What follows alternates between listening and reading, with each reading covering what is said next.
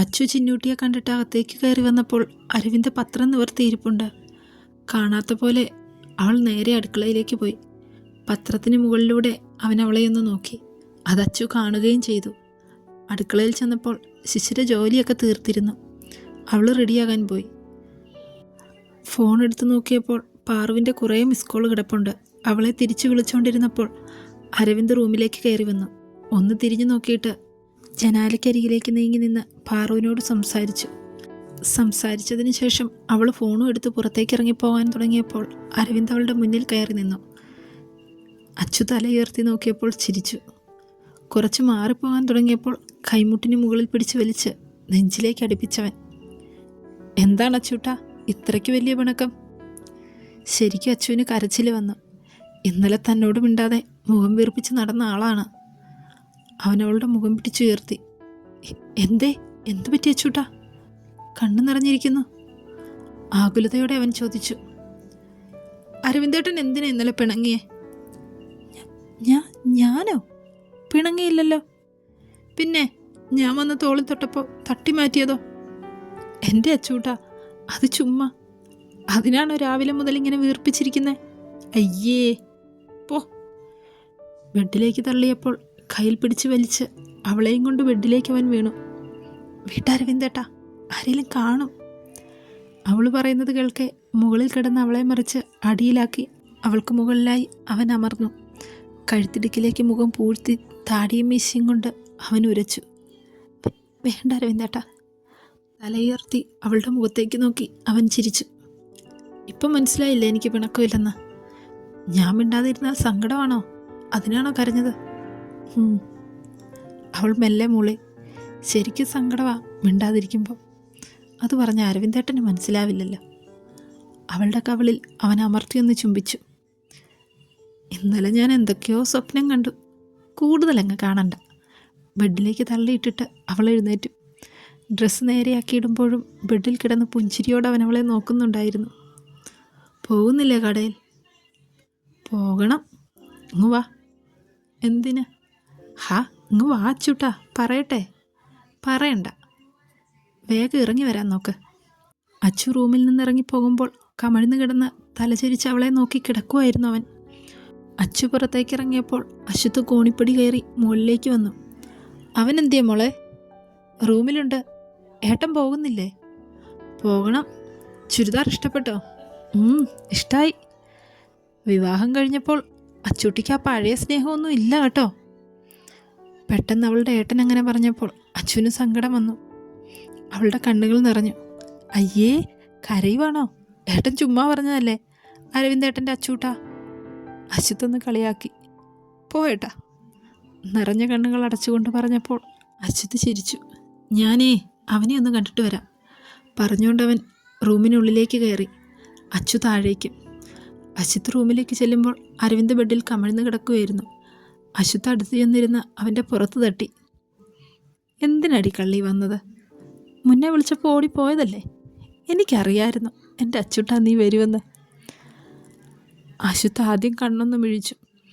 ചുണ്ട് വായ്ക്കകത്തേക്കാക്കി ചിരി കടിച്ചു പിടിച്ചു. അരവിന്ദ് തിരിഞ്ഞ് അശ്വത്തിൻ്റെ കയ്യിൽ പിടിച്ച് വലിച്ചു.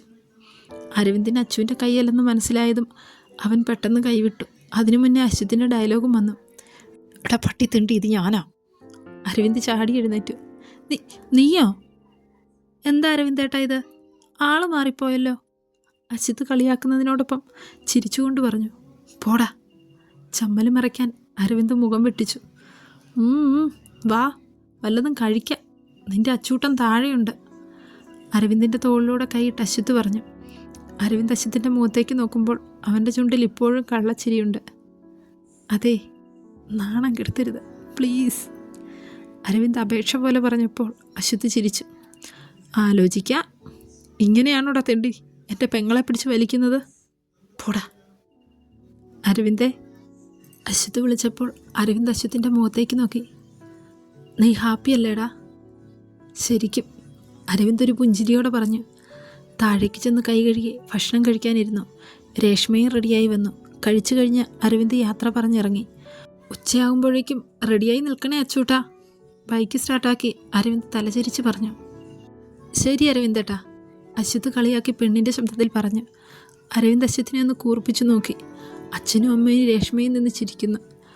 അപ്പോൾ ശരി അരവിന്ദേട്ടാ, ടാറ്റാ ബൈ ബൈ ഉമ്മ. അശ്വത്ത് പിന്നെയും കളിയാക്കി. പോടാ പറഞ്ഞിട്ട് അച്ചുവിനെ ഒന്ന് നോക്കി തലയനക്കി. തിരികെ ചിരിയോടെ അവളും. അരവിന്ദ് ബൈക്ക് മുന്നോട്ടെടുത്തു. കണ്ണാടിയിലൂടെ ഒന്ന് നോക്കി. രേഷ്മയ്ക്കരികിലേക്ക് നീങ്ങി നിൽക്കുന്ന അച്ചുവിനെ. പലാസോയും ബനിയനുമാണ് വേഷം. ഇട്ടിരിക്കുന്ന ബനിയന് പുറത്തോടെ കിടക്കുന്ന താലിമാല. യാതൊരു ചമയങ്ങളുമില്ല. തനിക്കായി ചുമക്കുന്ന സീമന്തരേഖയും. ജീവിതകാലം മുഴുവൻ അവൾ തൻ്റെ നല്ല പാതിയായി എന്നും കൂടെ ഉണ്ടാകണേ എന്ന് മാത്രമാണ് അവൻ അപ്പോൾ ആഗ്രഹിച്ചത്. രേഷ്മ അശ്വത്തിനരികിലേക്ക് ചെന്ന് ബൈക്കിൽ കയറാൻ നിന്നു. എങ്ങോട്ടാ? ജോലിക്ക്. എന്താ അശ്വത്തേട്ടൻ അറിയില്ലേ? അത് മനസ്സിലായി. പിന്നെ എന്താന്ന്? അശ്വത്തേട്ടൻ്റെ കൂടെ വരാൻ. ഞാനെങ്ങും കൊണ്ടുപോകില്ല. ഇല്ലെങ്കിൽ ഞാൻ ഇന്നലെ പാടിയ പാട്ട് ഇപ്പം പാടും. വേണോ? അവരുടെ കളി കണ്ട് സുശീലനും ശിശിരയും അച്ചുവും ചിരിച്ചു. എത്രയോ രൂപ ഞാൻ തരാനില്ലേ? ആ കൂട്ടത്തിൽ എന്നെ കൊണ്ടുവിടുന്നതിൻ്റെ പെട്രോൾ കാശൂടെ തന്നേക്കാം. ഓഹോ, കണ്ടോ അച്ചൂട്ടി, പൂച്ചയെപ്പോലിരുന്ന സാധനം പുലിയായി മാറിയത്. ഞാൻ അത്രയ്ക്ക് പൂച്ചയൊന്നും അല്ല. അവൾ മുഖം കൂട്ടി കാണിച്ചു. മോളെ കൊണ്ടുവിട അശ്വത്തെ, ചുമ്മാ കളിക്കാതെ. അച്ഛനും മറുത്തു നിന്നും വിളിച്ചു പറഞ്ഞു. ഞാനെങ്ങും കൊണ്ടുപോകില്ല. രേഷ്മ എപ്പോഴേക്കും ഉച്ചത്തിൽ പാട്ടുപാടാൻ തുടങ്ങി. ഇതിനെ ഇന്ന് ഞാൻ. അശ്വത്ത് ബൈക്കിൽ നിന്നും ചാടി ഇറങ്ങുന്ന കണ്ട് രേഷ്മ അകത്തേക്കോടി. ഓടിച്ചെന്ന് സുശീലിന് പിന്നിൽ ഒളിച്ചു. അയ്യോ അച്ഛാ, ഇടാ മതി. ചിരിക്കുന്നതിനിടയിൽ സുശീലൻ പറഞ്ഞു. വരുന്നുണ്ടേ വാടി. പറഞ്ഞിട്ട് അശ്വത്ത് ബൈക്കിലേക്ക് കയറി ബൈക്ക് സ്റ്റാർട്ടാക്കി. മൂവരെയും നോക്കി കൈവീശി കാണിച്ച് രേഷ്മയും ബൈക്കിലേക്ക് കയറി.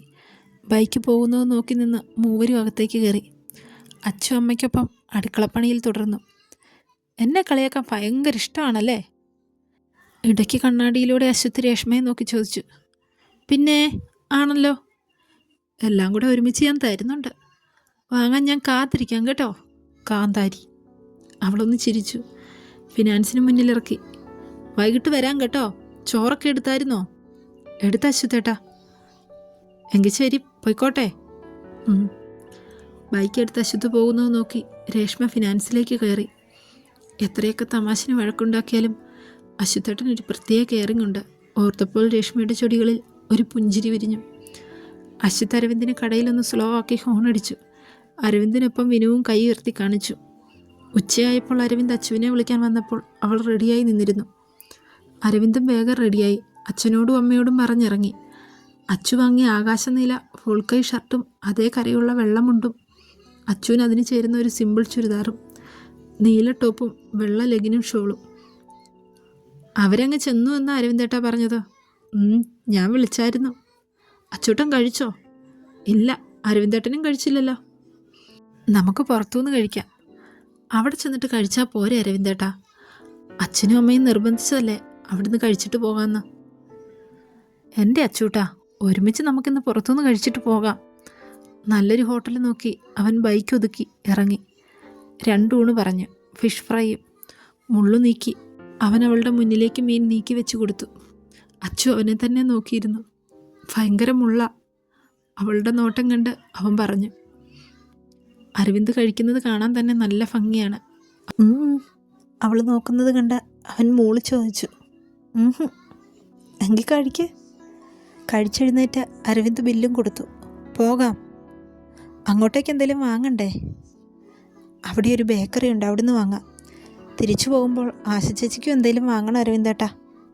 വാങ്ങാം. ബൈക്കെടുത്ത് ബേക്കറിയിലും കയറി. അച്ചൂട്ടാ. ഇടയ്ക്ക് കണ്ണാടിയിലൂടെ നോക്കി അവൻ വിളിച്ചു. എനിക്കും വേണം. എന്ത്? കുഞ്ഞുവാവേ. എന്തേ? അവൾ മിണ്ടാതെ ഇരുന്നപ്പോൾ അവൻ ചോദിച്ചു.